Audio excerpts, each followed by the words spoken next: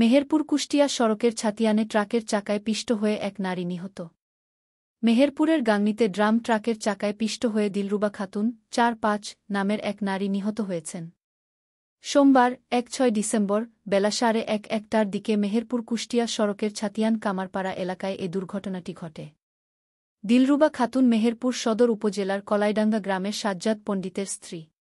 জানা গেছে, সাজ্জাদ পণ্ডিত ও তার স্ত্রী মোটরসাইকেল যোগে বাড়ি থেকে তার এক আত্মীয়র বাড়ি যাচ্ছিলেন। ছাতিয়ান নামক স্থানে পৌঁছলে দ্রুতগামী একটি ড্রাম ট্রাক তাদেরকে পেছন থেকে ধাক্কা দেয়। মোটরসাইকেলসহ দুজনই রাস্তার উপর ছিটকে পড়লে ড্রাম ট্রাকটি দিলরুবাকে চাপা দিয়ে পালিয়ে যায়। ঘটনাস্থলেই নিহত হন দিলরুবা।